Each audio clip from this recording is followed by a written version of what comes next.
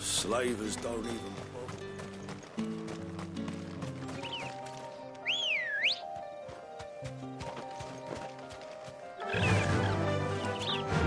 Faster!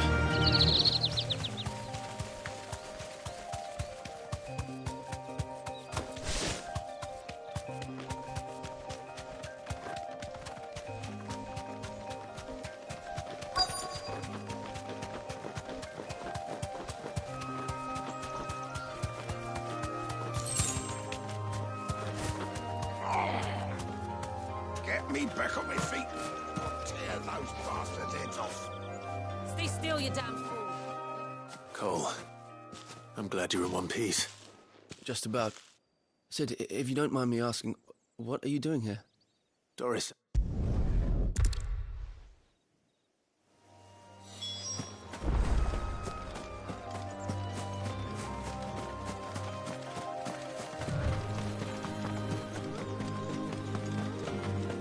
They're trying to get into the carriage.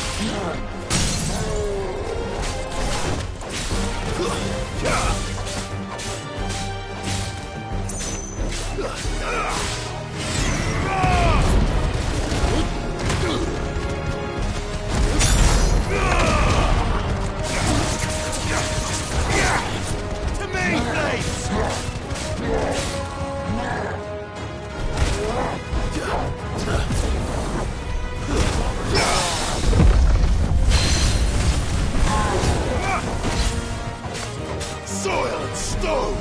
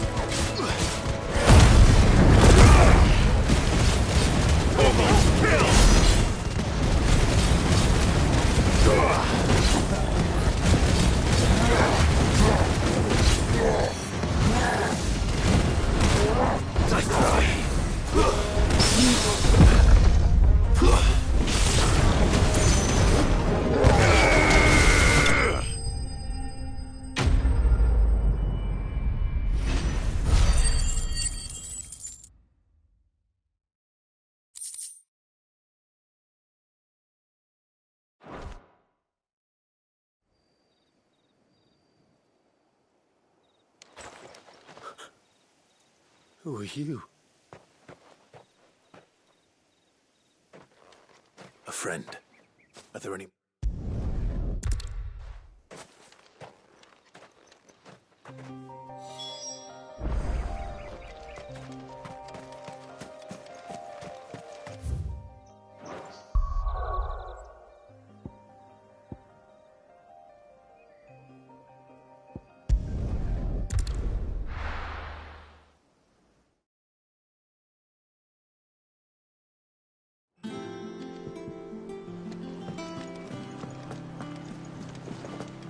The little uns have been up to their old tricks again.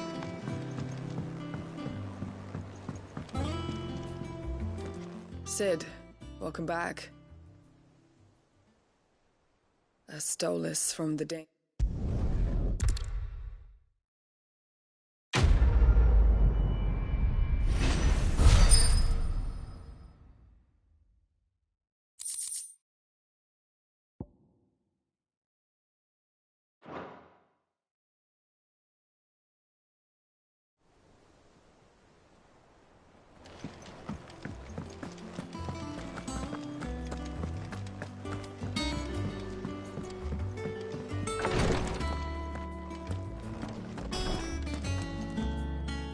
I hope you didn't.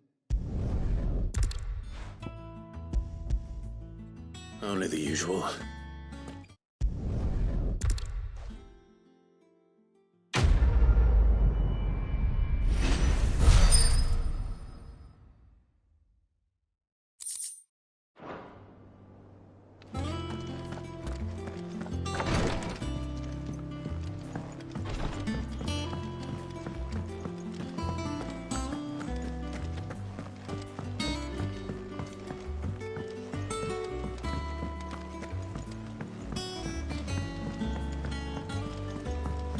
Jill looked white as a sheet when we brought her.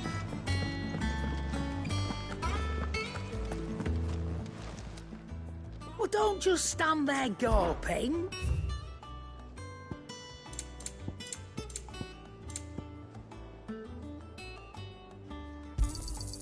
You're rubbing me blind, you know.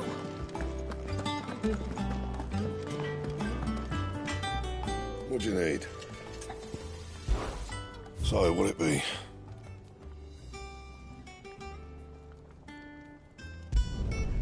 Not bad, if I do say so myself.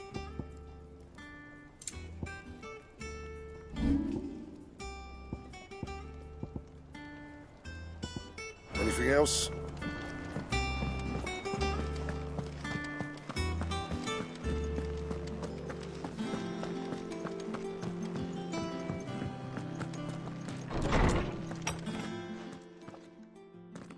Clive, where have you been? I've been wanting to ask you something about Torgal. Where did you get him, like, in the first place? My father brought him back from one of his expeditions into the Northern Territories. They were crossing a snowfield when they heard his cries, and, seeing no sign of his pack, they took him in. What do you reckon, Tomes? It certainly adds weight to the theory. Clive, I believe that Torgal may be no mere hound, but a rare frostwolf, an animal native to the far northern reaches of Valisthea. In one of our oldest bestiaries, I found reference to a frostwolf who served as guardian to an ancient queen of the north. Such was his mastery over ether, he could cast magics on command. His name was Fenrir. Fenrir the Frostwolf. Now, the annals do not state it explicitly, but I have reason to believe this queen was a dominant of Shiva, a girl from the Northern Territories and her faithful hound. One awakens as the dominant of Shiva, and the other... You're saying that Jill granted Torgal his powers? What? Just like Fenrir. People called him my hound, but Torgal and Jill were inseparable. He grew up as a faithful companion to the dominant of Shiva, and years later, his powers awakened, just when his master needed him the most. You're right. If it weren't for Torgal blasting those bastards to Kingdom Come, Jill would have been for it. Quite. Though Torgal's power is his own, his latent birthright as a Frostwolf. It had only to be unlocked. Oh, get you, Torgal! You're an even finer hound than we thought. And regarding your original concern, you need not fear for Torgal's health. Why, the beast has the appetite of a behemoth. Just this very morn, I found him with his nose buried in my nuts. There you are! I've been looking everywhere for you. Bernard's here. I need you to introduce us so we can get to work. I shall be a moment.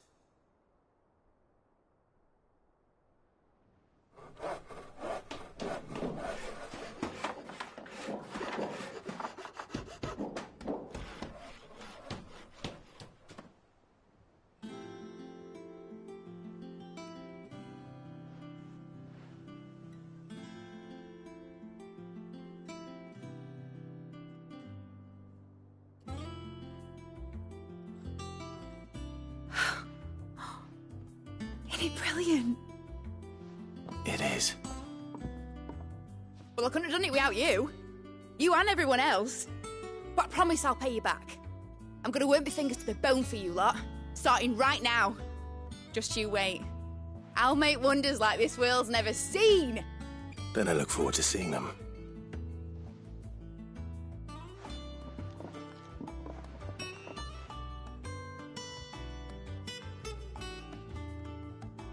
Now that that's settled, I wonder if Vivian's made any progress tracking down Kupka.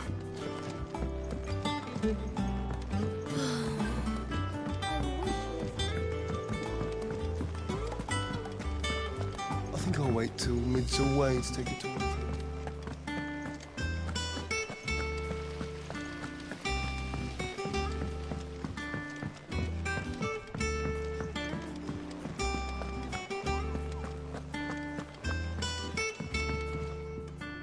How goes the hunt for Kupka? Largely in circles.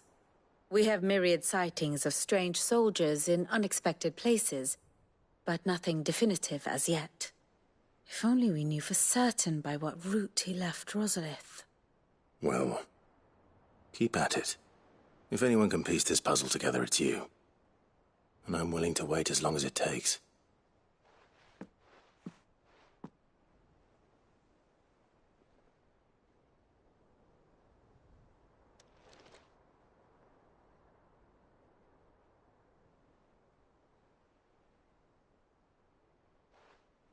What? Here? Would that be a problem? Do you know, Clive, I believe it a mercy that you didn't inherit your father's throne. Your poor people would surely live in fear of you. You have nothing to worry about on that front. I won't be claiming his crown. That is a relief. Clive, have you got a minute? We, have a guest. A guest?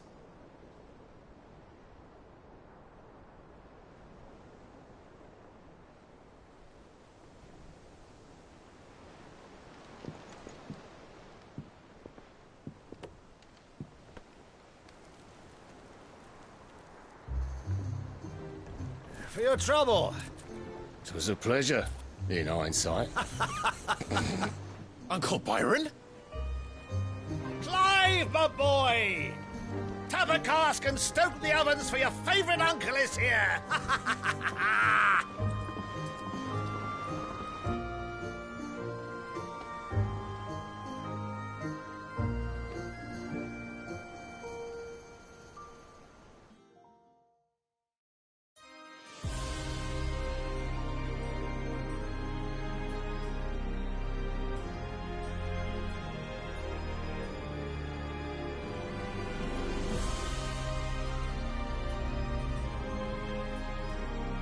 The Dhalmekian government sues for peace.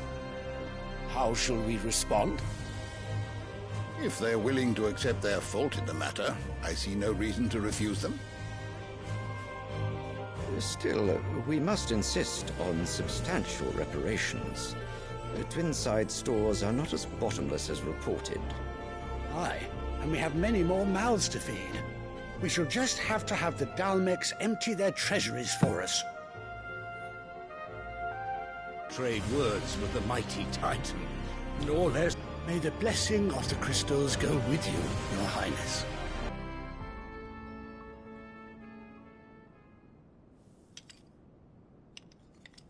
Now, let us come to the question of precisely when the Dhalmeks will withdraw their troops. Dion's fire could rid us of them in mere moments.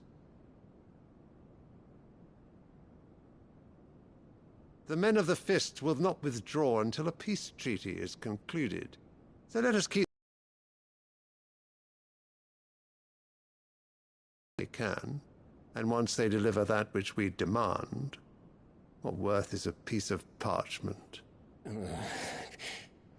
Your Radiance, were Prince Dion to take the field, the enemy would surely send their own dominant to meet him.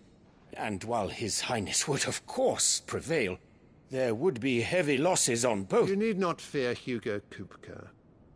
He is engaged on the Western Front. Even were the Dalmex to send for him, he would not arrive in time. As much as I would enjoy witnessing a clash between Bahamut and Titan, it is not to be. And what of your subjects, Your Radiance?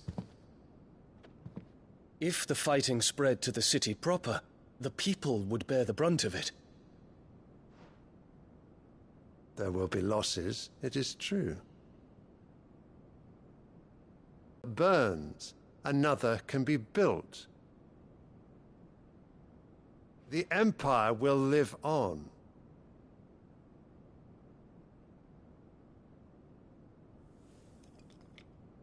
Dion? Yes, sire.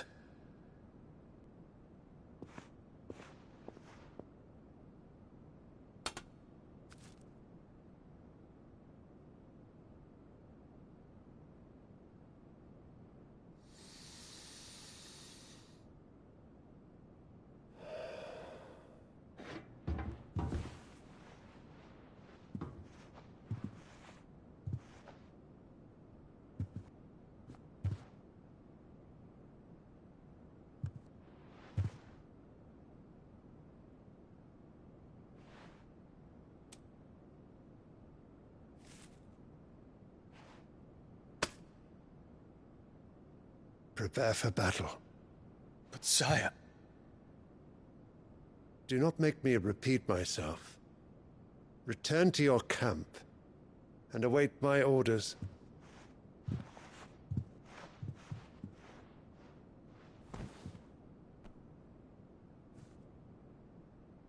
If that is your wish, Your Radiance, I shall depart at once.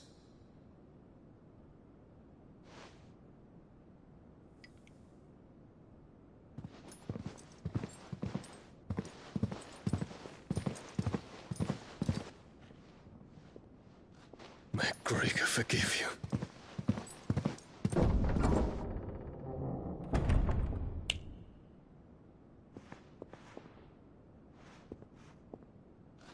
What do the astrologers augur? The stars are in agreement, Your Radiance. The shadow of treachery hangs over Prince Dion.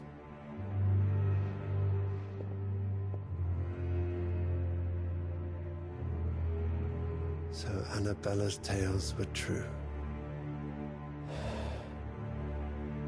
You disappoint me, Dion.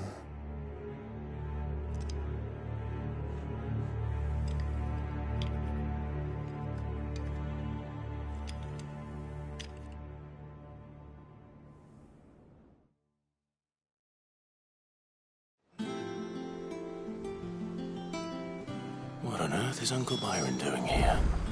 Only one way to find out. The Litlins have been up to their old... It's just one thing after another around here.